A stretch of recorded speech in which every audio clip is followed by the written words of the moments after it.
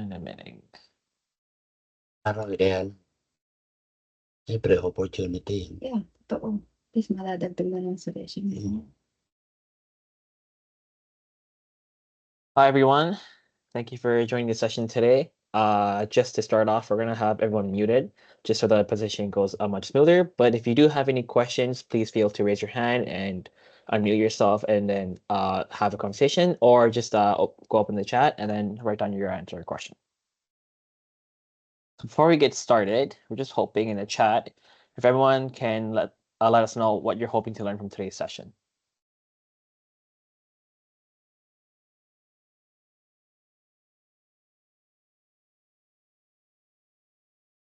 Anything you're willing to that you're looking to learn from today about new heat pump installations. And just to get you guys going, whatever you put in there, I might actually try to address it live if it's not in the slides. So go ahead and kind of a wish list in case it's not in what we're going to cover.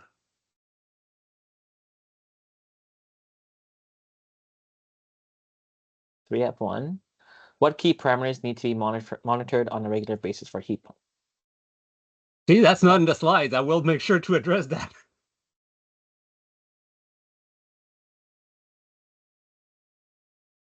Anyone else? By the around the last 5 or 10 minutes of the session, we'll have a Q&A, so we'll have most of these questions answered if they're not already answered during the presentation. Okay, I think we can get started to the presentation. All right, Michelle.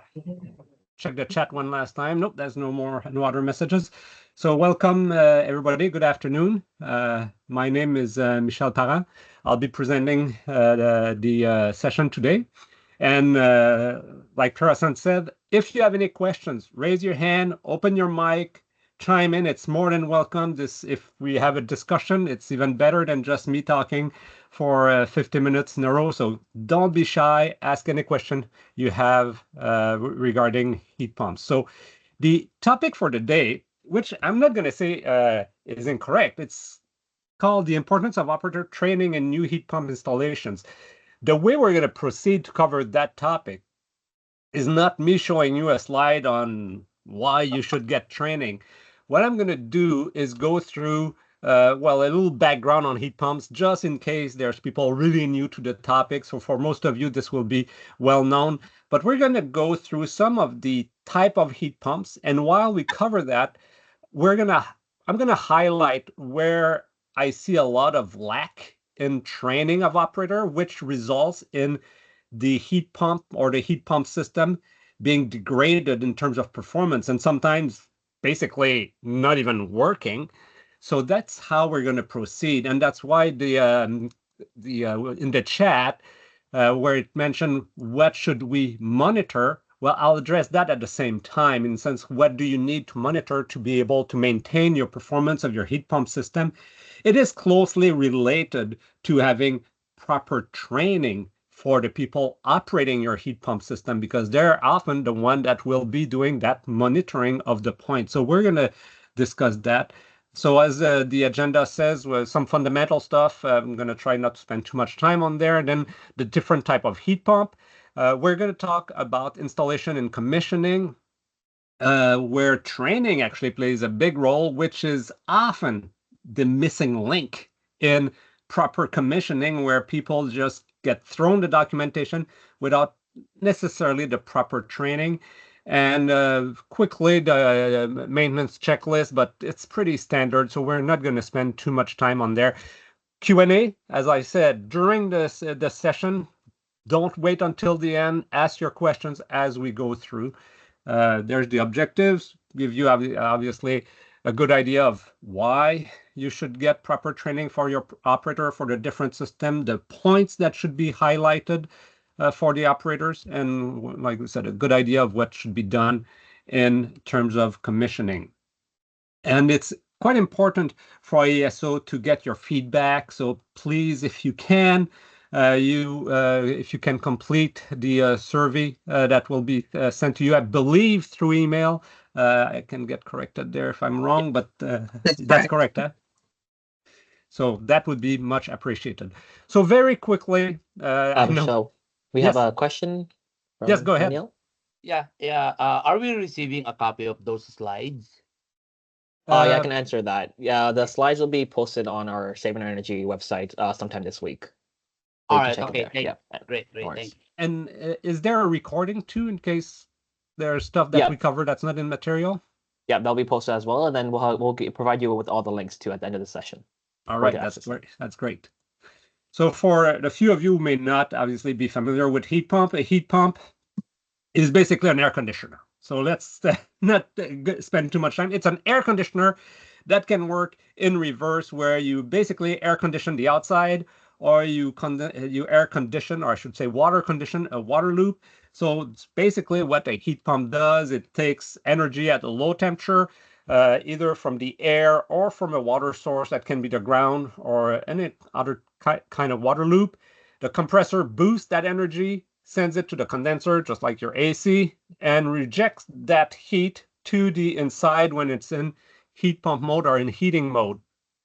When you have an air source heat pump, you have this four-way valve that allows the refrigerant to switch sides. So the evaporator becomes a condenser and the condenser becomes the evaporator. And then you can do air conditioning, or you can do heating when the valve goes in the other position in the winter time. So basically very easy. We call the efficiency of a heat pump, we call that the COP. It's really is not a percentage. It's a number that says how much energy do you get in terms, let's say, of heating for the amount of energy you put into the compressor. So a typical good COP for an air source, let's say heat pump, would be 4. That'd be really good. That means you get 4 units of heat inside for 1 unit of electricity you would put in the compressor. But obviously, this is not magic. The 3 units that are coming from something else than the compressor, they come from the low temperature source. So it doesn't create energy, obviously, it just takes it. It improves its quality by increasing its temperature. So you get the COP of a compressor. Sometimes we'll express it in percentages, like say 400% efficient. It's not true. You shouldn't probably never express that as a percentage, but to be able to compare to, let's say, a boiler, we often say, it's got a COP of 400%. So very quickly, so that the way it works, you compress the gas, goes to your condenser, which is inside in heating mode, rejects the heat to the inside, goes through an expansion valve, which reduces its pressure, transforms it to a mixture of gas and liquid, which goes to the evaporator, which is outside in the winter if it's an air source. If you were in cooling mode, it'd be inside. It captures the heat from the outside or from the inside if you're in cooling mode, evaporates it, sends it back to the compressor, and the compressor increases its pressure again, which increases its temperature, and that's your vapor compression cycle. So that's what you have in terms of a heat pump, which is, like I said, just an air conditioner working in reverse. Here we chose a COP, coefficient of performance, of 3. I was telling you 4. That means that for every 1.2 kilowatt of power in this example, you get 4.8 kilowatt of heat, because it's a COP in cooling. I just see that now, because you do have 2 COPs for an for a heat pump. You have a COP in cooling, and you have a COP in heating. First thing the operator should know, the COP in cooling, the efficiency in cooling, is always lower than in heating, because in cooling, the compressor heat is not useful. You have to reject it outside. So your COP will be this 3.6 divided by the 1.2 that you put in. Whereas in heating, you will be higher. So you will be at 4.8 because you will reuse that heat as useful heat in the building. So you get 4.8 kilowatt of useful heat divided by 1.2. So when I do a recommissioning, for example, and I want to see what is the performance of a system, if I measure the COP, which is not a complex thing to do, you just need to measure the power input to the compressor, and basically how much heat comes out of your heat pump can be through a water loop, which is the temperature differential through the water loop, or through the air. You should measure a COP in heating that's always higher than the COP in cooling at design condition. Otherwise, there is a problem with your system. So that's how you define the COP. Like I said, this is basically the basic material I wanted to cover. When you have heat pump in your building and you've never had heat pumps in your building, even though that may look very theoretical, your operators should be aware of what is a COP, what is a COP in heating, and what is a COP in cooling, and why there's a difference. They could eventually be exposed to those values, and they need to be able to understand what they're looking at. If you have, let's say, a fault detection and diagnostic system that has sufficient information from your BAS, that fault detection diagnostic system can provide, for example, COP values to the operating team. Well, obviously, if they've never been trained in understanding what that means and what value they should be expected, they won't be able to do the proper intervention based on the diagnostics. Even if you don't have FDD, this is something that can still be measured. And that's the first thing that they need to know is what does it mean and what range it should be in. So that's some training that has to be provided, usually following the commissioning of your heat pump, of your new heat pump system. Now, before we go into the commissioning, let's look at some of the most common heat pump system you're going to have in your buildings and where the training aspect of it will become important. This first one may appear to you to be not a heat pump. It's a heat recovery chiller. But a heat recovery chiller is basically playing the role of a heat pump. It doesn't have a reversing valve to switch from air conditioning to heating, but it basically plays the same role. It's a very well-known system in a lot of buildings, especially large commercial buildings, maybe hospitals. If you've never had a heat recovery chiller, one thing you need to know is the configuration you can have. There's two configurations that are common. And you see here it says double bundle and auxiliary plate heat exchanger. And again, part of the training, if you've got a heat recovery chiller, your operating team needs to be very aware of which type it is because it will change, for example, the temperature level it is supposed to be providing to your building. So the first one, the double bundle chiller. The double bundle chiller, as the name says, has two condenser, which we call bundles. It's got a condenser, first bundle, which is the largest of the two. It's used in the summer to reject the heat to usually a cooling tower. And it's got a smaller one that is used in the winter to reject the heat to your building, to one of your building loop. And we're going to get back to the type of loop that can be attached to that, but it will reject heat to one of your building loop. But you have to buy that double bundle chiller assembled at the manufacturer as a double bundle chiller. You cannot retrofit a chiller to be double bundle. The second one is with an auxiliary plate heat exchanger. This one can be reconfigured on site, where you would put at the exit of your condenser, you can put, or at the intake of your condenser, you can put a plate exchanger that will have priority in recovering the heat to send to a loop, and then the regular condenser does the finishing job if it's not been cooled enough, and then you recover some of the heat. The difference between the two is that the auxiliary plate heat exchanger will not typically provide you the same temperature level as the double bundle. And that's where, again, the training is important, where you need to know what to expect in terms of temperature level. What are the temperature, which means pressure, obviously, level that are expected in your operation. When you run the system, what are you supposed to run at? Because you don't run a double bundle chiller the same way you would run a standard conventional chiller in terms of condensing pressure. You need to run at a higher condensing pressure. Even with an auxiliary plate heat exchanger, you will tend to run your condenser at a higher pressure to obtain a higher temperature level. So again, something that needs to be well covered before you just throw an operating team at a heat recovery chiller for which they would never have been trained.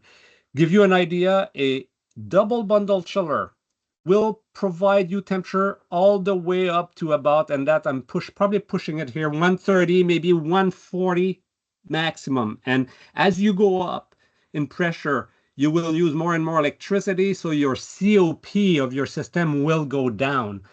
The auxiliary plate heat exchanger will usually be limited to about 105 to 110 degrees Fahrenheit. And above that, your chiller actually could shut down. There could be protection in terms of high pressure. So there is a difference between the two in terms of where you can reuse that heat.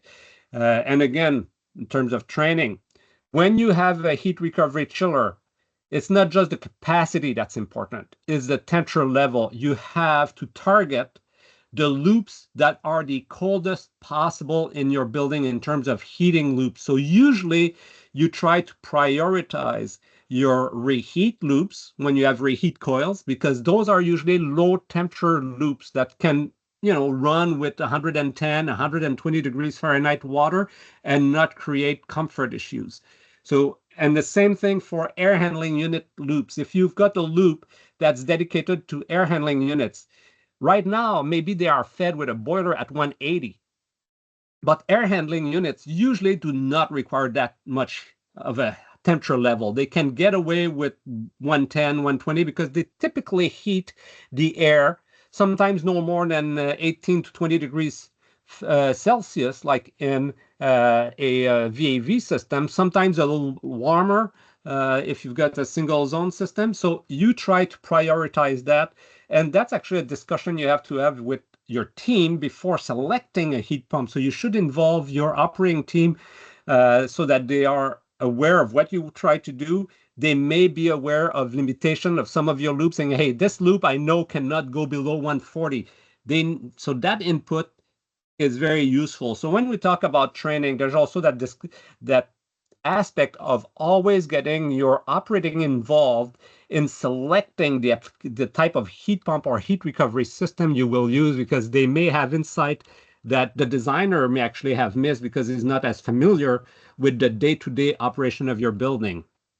Obviously, heat recovery chillers, they apply when you have hydronic loops. If you don't have a hydronic loop, you don't typically you'll have some other type of heat recovery system, but there will not be chillers because you need a hot water loop and you need a chilled water loop. So we see that a lot, like I said, large office building, hospitals, large schools, like institutional buildings, and I've seen them also in some large shopping malls. And very important, you need to have those low temperature loops.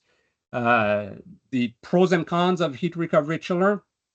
For a lot of the operating team, it's a natural transition from a conventional chiller to a heat recovery chiller. So in the aspect of training, it's an easy transition for them. So, it's pretty easy to integrate into the existing system.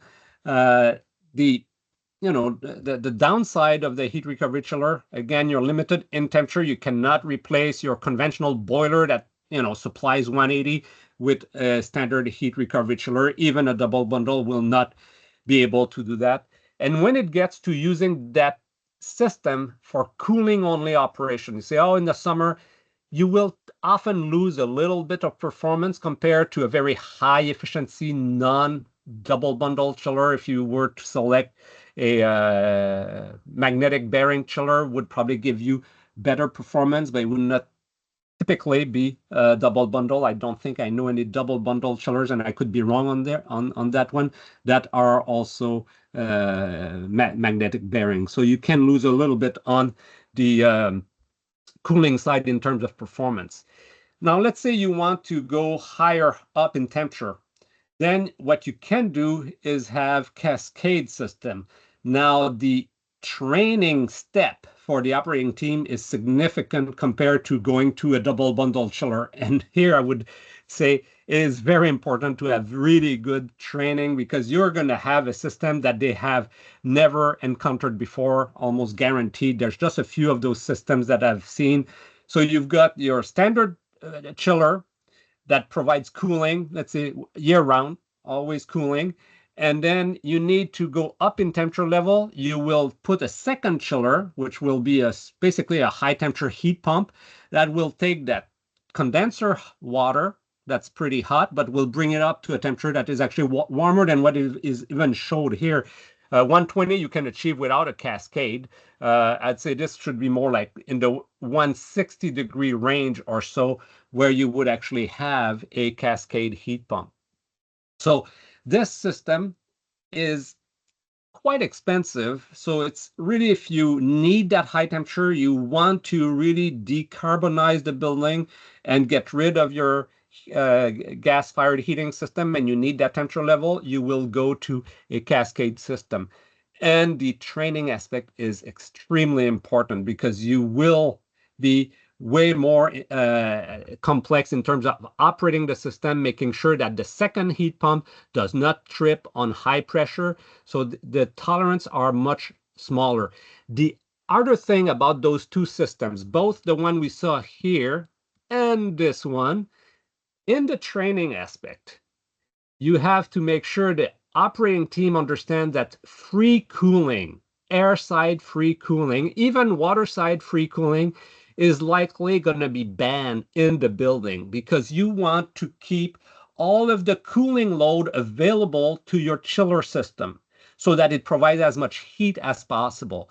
Free cooling is basically sending the heat of the building outside. It's basically wasting heat that can be used elsewhere. So as soon as you got a double bundle, a heat recovery chiller, or a cascade heat pump, the message has to get through that air side free cooling, water side free cooling are likely going to be not used unless there are specific times where your building has no heating load and has a cooling load. So the small windows during shoulder season where that can happen, you will have free cooling.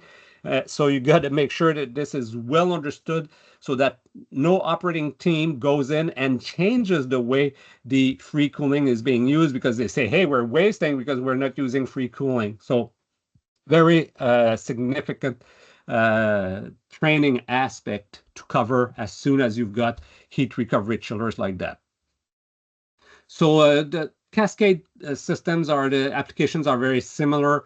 You need a hydronic loop. And like I said, you have to really want to get rid of all of your gas. Your COP will drop. As soon as you've got two systems in cascade, the COP, the efficiency of your heat pump system will drop. It will remain much better than in a combustion system, but instead of being a COP of 4, you may drop to a COP of 2.4 or 2.5, for example. So you will drop.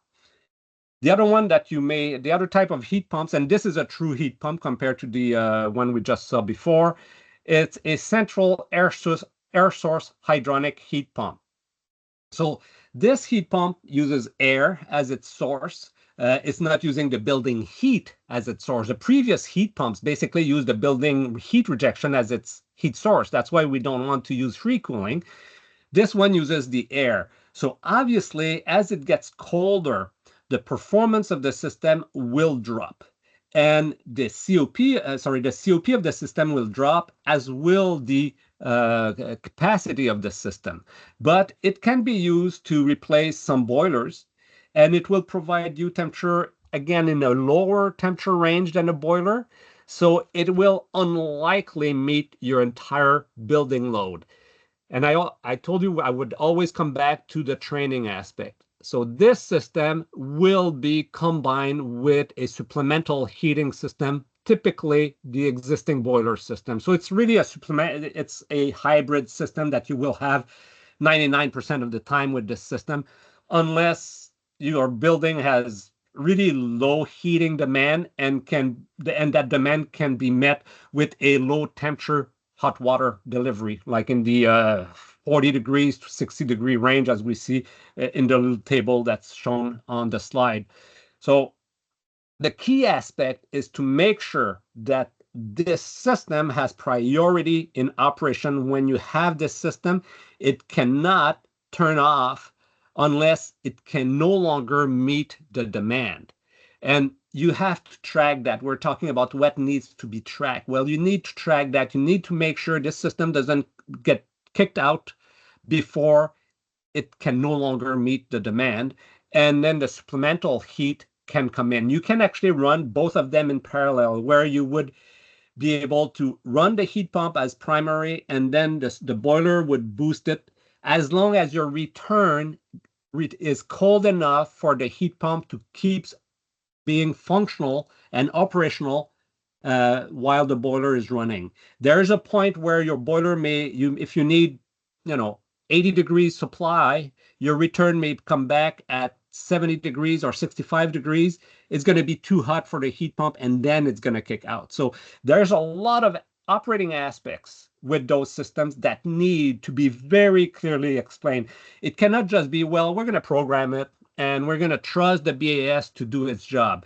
That should never be done without proper training for the operational team. So they need to know, when is that heat pump supposed to run and when is it supposed to kick out? Is it based purely on outside air temperature, or is it based on outside air temperature combined with the return when you got supplemental boiler heating? So it will provide you really good COP in terms, because they do make them more and more efficient at low temperature. So it may be able to meet 80% of your building load. And it should be able to limit the amount of additional peak demand, if you control it properly, that it will tag on top of your regular peak demand. And you'll maintain about 20% of your existing gas usage. That is if it's operated properly, where therefore the operator training for those systems, I'd say, is even more critical than what we saw for the heat recovery chiller. Maybe not as much as a cascade chiller, but really important. Those type of heat pumps can be used in slightly smaller buildings than what we saw before, where you still have a hydronic heating loop, and you have a boiler system, and you have the space and the electrical supply sufficient to install an air source heat pump. And they're not very large, so you do need some mechanical space, but it's usually not a problem. If you've got something like radiant floor, again, low temperature loops are great. The lower the temperature loop, the more the percentage of the heat load that will be taken up by the heat pump. That's all true if it's operated properly. The number one enemy of those type of heat pump is improper control, where they get kicked out too early, and often related to the fact that the operators were not properly trained to know when the heat pump should be running and when it should not be running. Because very often they work on the old control sequences. They say, I'm supposed to supply 180. I'm not at 180. What I'm going to do? So you have to tell them, we tested it. It's going to run properly. And sorry, I'm talking in Fahrenheit here, 180 Fahrenheit. And they say, hey, we're going to run at, 140 Fahrenheit. And we know it's going to be okay all the way to that temperature. So that's part of the training. So the pros and cons of those heat pumps, the major, I'd say, drawback of it is the fact that you need a supplemental system. It's very rare that you can use that system as the sole source for heating. One application where it's actually very good is if you've got a heat pump loop, and we're going to talk about heat pump loop. If you've got a heat pump loop usually has a boiler to provide supplemental heating in the winter so that your heat pump loop remains at about 68 degrees Fahrenheit to 70 degrees Fahrenheit. It's usually a boiler that provides that heat, but that boiler can easily be replaced by an air source heat pump. It may require slight supplemental heating, but a heat pump loop is a very low temperature loop, and the boiler that's there is only supplying a loop that's at 68 degrees. So an air source heat pump can do that job quite easily. So it's a very nice fit for this type of system to replace the boiler. Now we're looking at one of the more expensive and definitely the more efficient type of system. It's the central ground source heat pump system. The picture here could be a bit misleading. This one is a horizontal loop. Most of the commercial buildings will have vertical loop and not horizontal loop, and there's an example of that. So you're going to have two types of central ground source heat pump system. You've got some of them have a central heat pump in a mechanical room, and that one is very similar to having the air source heat pump that we saw before, but instead of using the air as the medium where it captures the heat to heat the building, it obviously uses the heat from the ground. So it's basically the same setup, but you have that ground loop instead of an air source, which means this heat pump, if it's designed to meet the entire heating load, it won't lose capacity with outside temperature. So you can meet the whole building load without supplemental heating. But that can get quite expensive because to meet the peak heating load, the peak only happens, 20 hours a year. You will have to add 20% capacity at, let's say, $7,000 per ton, probably even more nowadays. It gets really expensive really quickly to meet maybe 5 to 10% of the load at most. So a lot of those ground source heat pumps will also be sized in terms of economics to meet about 90% of the heating load, or sometimes it's even 70% of the peak heating load. It's still going to give you 80 to 90% of your energy, but it also means you have a supplemental heating system. So in terms of training of your operating team, it goes back to how do you run any supplemental heating when you have ground source heat pumps. There is also, if you do not have supplemental heating, the ground source heat pump performance can degrade if the balancing has not been done properly in the wells. Obviously here it's not a well, it's a horizontal. So you need to, in commissioning, to make sure that the ground wells have been properly balanced, so usually is the case. And then you can keep track of the performance of the system, especially the first few years, to see if the performance is as expected and about the points that you need to track.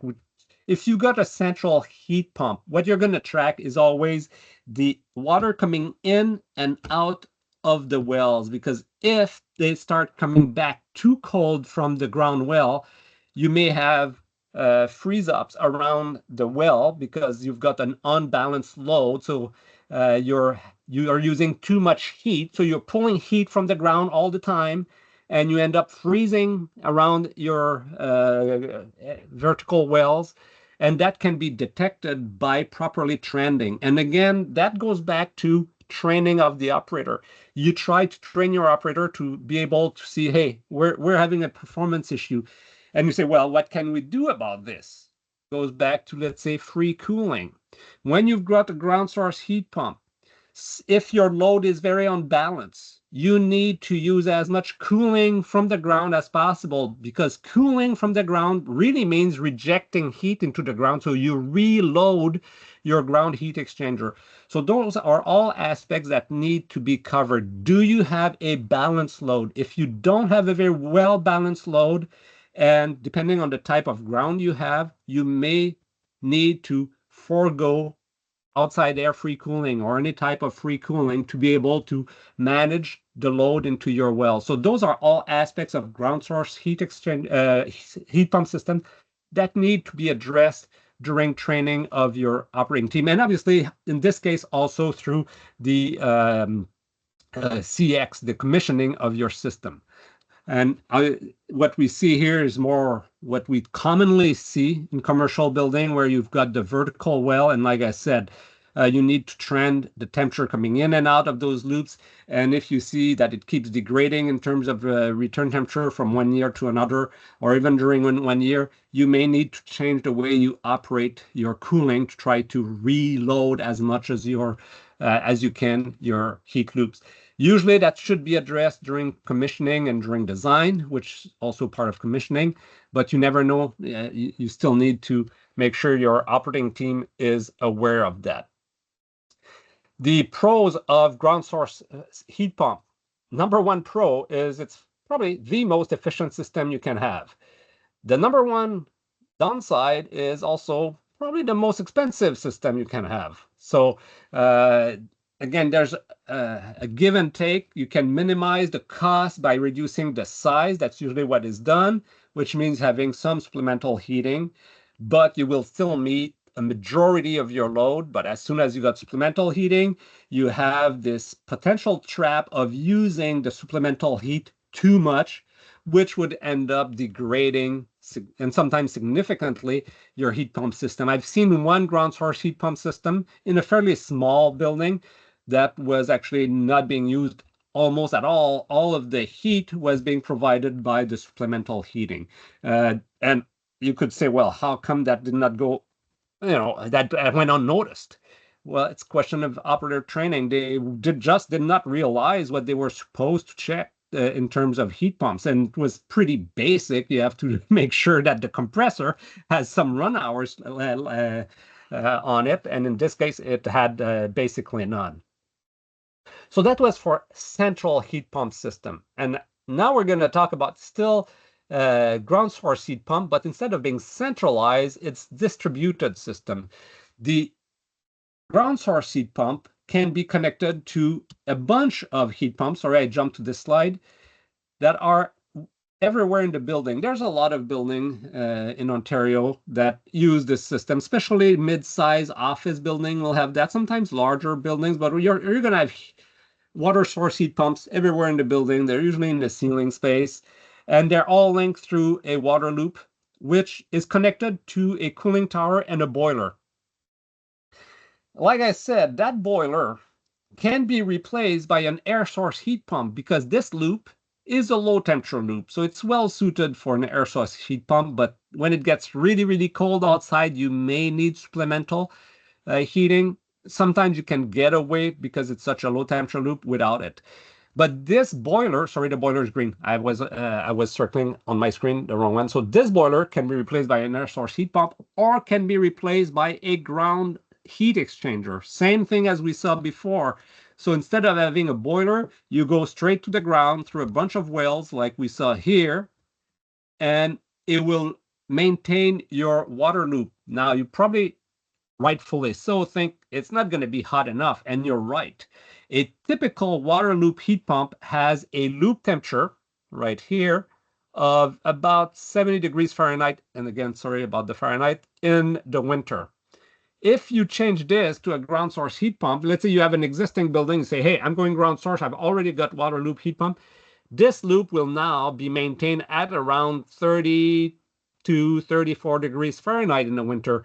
Those heat pumps are not designed to receive water that cold, so they would shut down. So you need to change every heat pump in there to what's called an extended range heat pump. That can actually work with really cold loop temperature. And obviously you need glycol in that loop. So when you go ground source heat pump with a distributed system, you will have a ground heat exchanger to replace the boiler, and you will have extended range heat pump here. There are ways, I mean, you could boost the temperature after the ground without changing the heat exchanger. You have a supplemental heating that will provide it to the temperature you need, but actually this makes it really difficult because the return is often too hot and your well is not going to be able to provide you the heat. So there's a lot of design complexities. Most of the time, a proper ground source distributed system will have extended range heat pumps all over the building rather than your standard heat pumps. Now, if you have that in terms of operator training, if they're already used to a water loop heat pump system, it's very, very similar. The major difference is the temperature range that you use those heat pumps. So it makes it a very easy transition, but very costly transition. And if it's a new building and your operating team was used to a water source heat pump, again, the transition is quite straightforward. Now, if you have this system without the ground source and your operating team has never worked with water source heat pump system, they need to understand the impact of the temperature set point of that loop on the usage of the boiler compared to the heat pump. So the rule with this system, the higher the temperature of the loop in the winter, the more gas you use, the less electricity you use, the more greenhouse gases emission your building will have. If you want to try to save some greenhouse gas, you will reduce this loop temperature from, let's say you keep it at 74. You're going to drop it from 74 to 68. You have to make sure that those heat pumps can take 68, but most of them can. Then what you're doing, you're making the heat pumps work harder because they have to grab heat from the loop at 68 rather than 74. So they have to work harder to boost it hot enough to heat the building. So you use more electricity, less gas. So you're saving greenhouse gas, but you are likely paying more at the end of the year depending on the rate that you're under. If you're Class A, you actually may save both. You may actually save both energy and greenhouse gas if you avoid peak demand, which the GA hours are rarely in the winter. So if you're a Class B, your electricity is more expensive, and most mid-size, mid-tier building will be Class B, then lowering the loop temperature will save you greenhouse gas, but almost guaranteed it will cost more. So that's a decision that needs to be taken. And the understanding of this relationship has to be explained to the building operating team so that if they play around with that temperature, they are aware of what they're doing. In the summer, obviously, you reverse the situation. The higher the loop temperature is, the less your cooling tower, or it's a fluid cooler usually, will be working, but the more your heat pumps will be working. So it does cancel out. So usually it's less expensive to run this a little more. So you will tend to keep that loop at no more than about 82 degrees Fahrenheit. And those are all items that need to be well covered if your building operating team has not worked with water source heat pumps in the before. And even if they have, sometimes a little refresher can be a good thing. The other one that you see here, the other type of distributed heat pump application you'll have are called variable refrigerant flow, VRF. Those systems we see typically in retrofit of portion of large buildings or in medium to small building. And they basically, in terms of principle, work like a heat pump heat pump system, where you can have one outside unit, which basically replaces your boiler and cooling tower. It's obviously a compressor system. So, and you've got multiple heads in the building, which are basically like your evaporator / condenser, because it's like a heat pump, so it can play both roles. If you've got what's called a 3-pipe system, you can have some heads in cooling and some heads in heating. And they will recover the heat, just like those heat pumps. Some can be in heating and cooling, and they basically recirculate that recovered heat to the other heat pumps. The heat pump that's in cooling will recirculate the heat to a heat pump that's in heating. So you recover the heat with this type of heat pump loop system. You can recover the heat. Same thing here. You can recover the heat from a system that's in cooling. It will send basically its hot refrigerant in there. There's an intermediate line that will allow it to be reused to heat, let's say, perimeter spaces. So it can be very efficient. There's no pump, so it could be slightly more efficient than this heat pump loop system. There is, obviously, like anything else, there are drawbacks to this system. First of all, you gotta need to have good training for your operator. They need to know what they're dealing with. What is this new, equipment that's in the building? Because there's a lot of refrigerant running in this system. There's refrigerant line.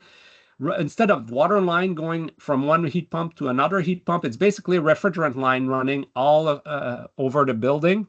And everything goes to the outside unit here, which has the compressor.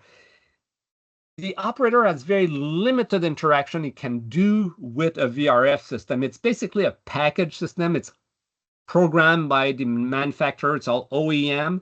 So basically, when the operating team deals with this, it's about space temperature set point. Do you do setback? Make sure that you don't have set points that are, completely crazy, 18 in one room and 25 in the other room. Even though it does recirculate, it will degrade the performance. So you're very limited in what you can do in terms of the operating team, but they still need to understand the principle of it, so that if they have an issue for one that's stuck in heating, which does not happen very regularly, but they know what they're dealing with. The other thing you need to know is more in terms of design and, I'd say, commissioning. The longer the piping run, the lower your efficiency. So they are actually sold with COPs. They'll tell you, oh, this system has a really high COP. That's for a standard length of piping, of refrigerant piping. As it gets longer, your COP can drop significantly because your compressor becomes your pump. It replaces the pump that you see here. It's your compressor that does that. So the longer the lines, the less efficient you'll have. And that's something else that usually we try to catch during commissioning. And we'll also explain that during training of the operating team on those distributed heat pump variable flow heat pump system.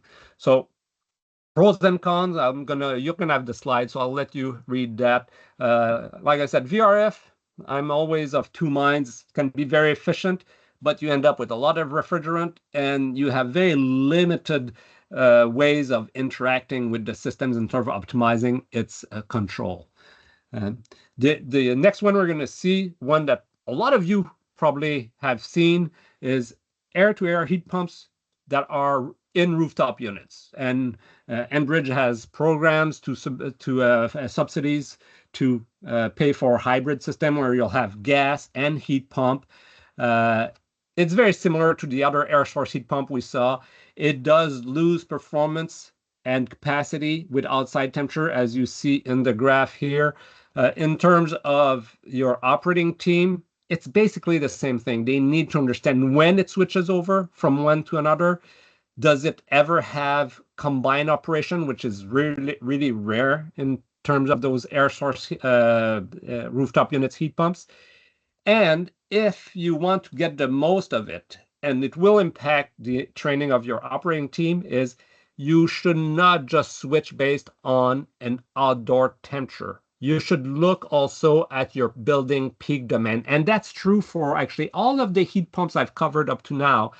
You typically don't want the heat pump when you have a hybrid system that has supplemental gas heating. You don't want that heat pump to create a monthly peak demand. So you will typically track your total supply, your total demand of your building. You will have determined what is the normal peak demand, let's say for January. And if you see that your heat pump is about to create a new peak demand, you will actually either modulate it down if it's modulating. Most of those heat pumps will have more than one stage. Or if it's a single stage, you will shut it off and the supplemental gas will come on to avoid that peak demand, which could really hurt your economics of your heat pump system, especially in a hybrid system, obviously. So, and that is, again, very crucial to be explained to the operating team if you don't just use an outside air temperature, but you use outside air temperature combined with peak demand.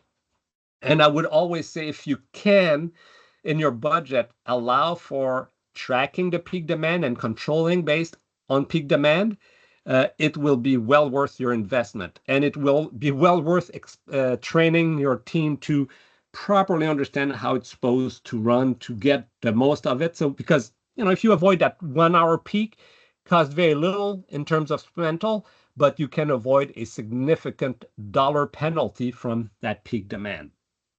So air source, obviously they can be installed everywhere. You've got rooftop units. The other small air source heat pumps you can have are the mini splits. If you do get a mini split as a heat pump system, make sure you get a cold climate mini split. They are very efficient. A good one can run to -30, maintain a COP of about 2 at -30 Celsius. So very efficient at low temperature, and it maintains probably 60 to 70% of its capacity. So very often you can avoid supplemental heating, but obviously the mini split will only be for small areas in your building or for a really small building that it's really residential size, but they can be very, very efficient. The last one we're going to look at, you've probably seen one of those, is the heat pump water heaters. If you've never used heat pumps and say, I'd like to try a heat pump, that's an easy way to start. A heat pump water heater, you can replace a gas-fired tank or an electric tank, if you have an electric tank, with this type of heat pump. It works the same way as any other heat pump. It uses the air as its source. Unless it's a split system, it will use the outside air, but most systems are packaged with the heat pump being on top. So it will use the room air as its source of heat. Now, if you understood the mechanism of the heat pump, it will cool the air. So this becomes an air conditioner. So if you put that in a small closet, that closet's going to get really, really cold, and the heat pump will not be able to produce enough heat. Those always have electric backup elements in the tank. So very important to make sure you install it in a room that has enough internal gain to maintain the room temperature while the water heater is operating. So usually a mechanical room is really good for that because there's a lot of wasted heat in a mechanical room. That heat pump system will actually cool your mechanical room. So it's really a double savings you get because it's taking this free energy, re-injecting it into your water. But be very careful. If you put it in a small location, it will actually overcool that space. Just as a side note, if you put that in your basement to replace your water heater, it will cool the basement. So in the wintertime, your furnace will have to make up the difference. So overall, for a year in a residential setting, it has a COP on average of 2. In the summertime, it has a really great COP. In the wintertime, the COP drops the net COP because basically you're using your furnace to heat your water because or part of it goes from your furnace through the compressor into the water. So best application is to have it in a space with a lot of heat rejection. In terms of trainings, very little. It's really about proper maintenance of the coil so it doesn't get dirty, and explaining that you can't install that in a small space. But like I said, it's not one item where you would require a lot of specific training for your operating team.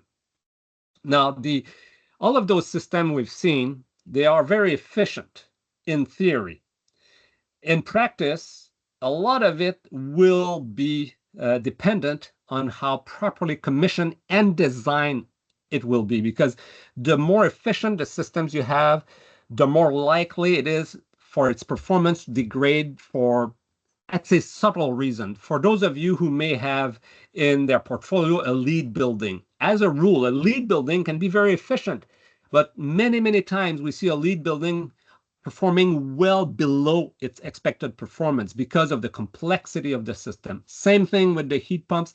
It's not something to be scared of, but if you do proper commissioning, which will include training, you will avoid the pitfalls of having a underperforming system.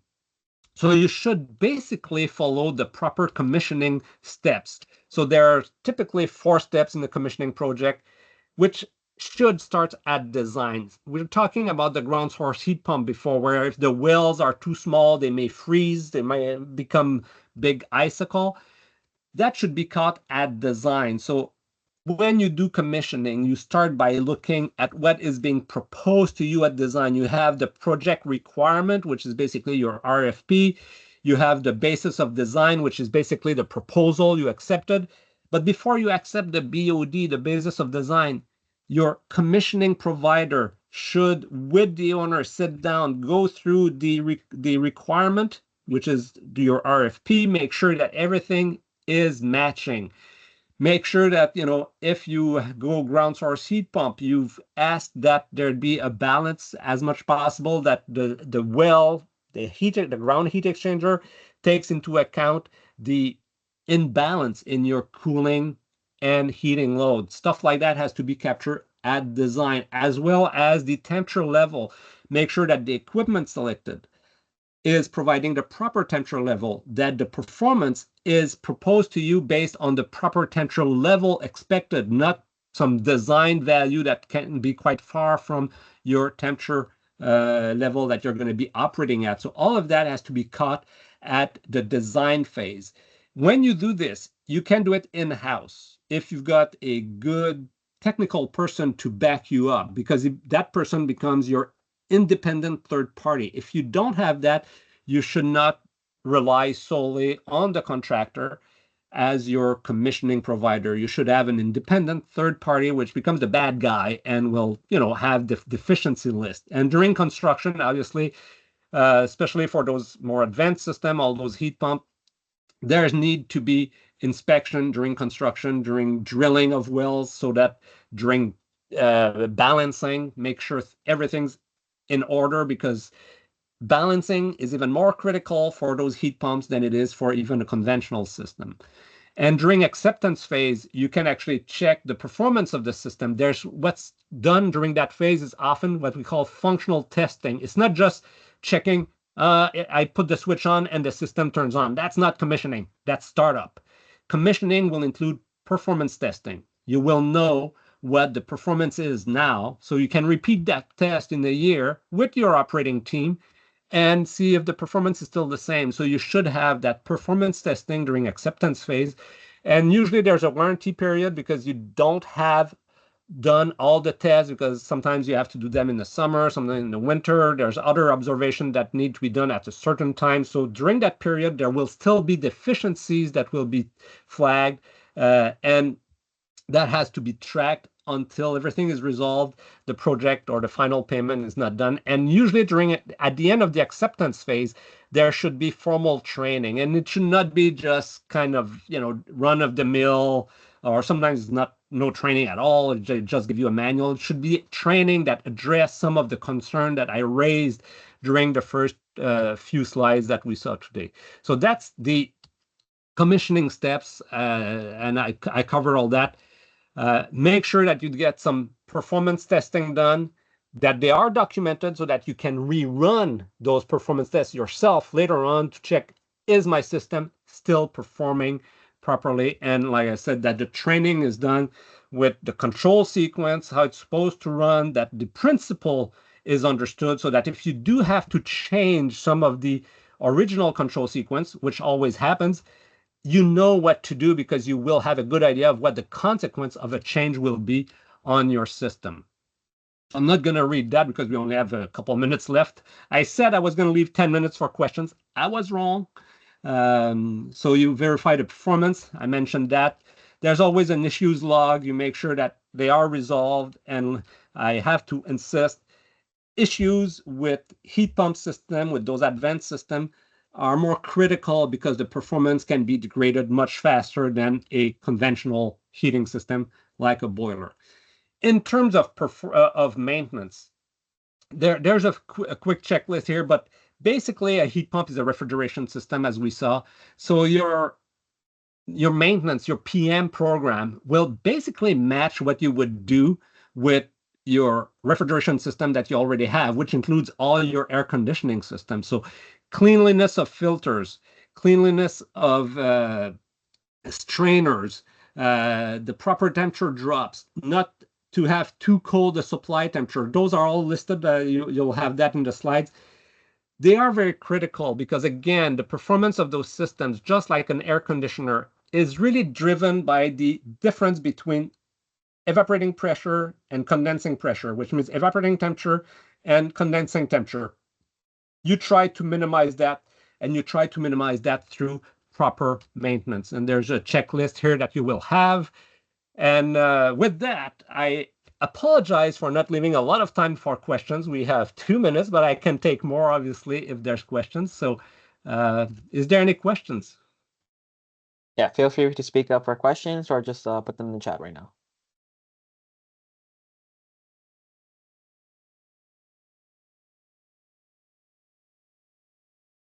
Okay. Either it was very clear or it was very confused. Yeah, so I know we're running a bit on time, but if you have any last minute questions, put them in the chat. If not, just like Megan mentioned in the chat right here, the Save on Energy link. If you go to the link right there, we'll have our slides posted later this week and a recording of this webinar. And then Michelle, could you just go to the last few slides? Yeah. The next one, sorry. Next one. Next one. You skip this too. Next one. Yep, they're right here. So you can see here, a slide before, sorry, 51. Sorry about that. Yeah, that's fine. That's fine. Yeah, so here's all our links on this PowerPoint itself for our training support page, live training calendar. Please make sure to sign up for our bulletin so you can get monthly updates for upcoming sessions. Oh, we do have a question here. If not operated properly, what COP of heat pump will be? So you can drop, typically a good heat pump should give you, and I mean, there's a wide range, but let's say an air source heat pump should give you a COP of 3. You can lose 50% of that if not properly operated. I've seen 100%. I've seen people where you're just using supplemental heating, but that's a different story. But you can go from a COP of 3 to a COP of 2, which is a drastic drop. There you go. One more question from Supri, Michelle. Which institute offers training for operators? I actually do not know. Usually I see the training done as part of the commissioning handover or the recommissioning handover. Does CIET have an operator? Does CIET? Yes.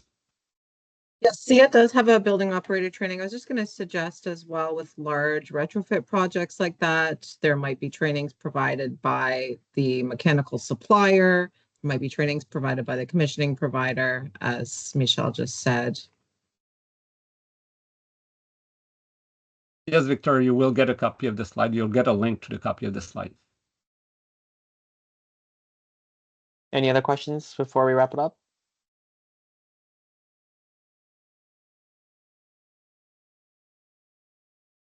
No worries. Well, thank you, Michelle, for the wonderful presentation. I told you I would take 50 minutes. I did not. I was lying. That's okay. Thank you, everyone. And just put a link in our chat to our calendar. We have trainings on the go like this one all the time. So I encourage you to check those out and sign up for more. Thanks, everybody. Thank you. Thank you. Have a good day. You too. Thanks, No worries. Supri. Thank you so much. Hi, Supri. Bye-bye. Bye, Michelle.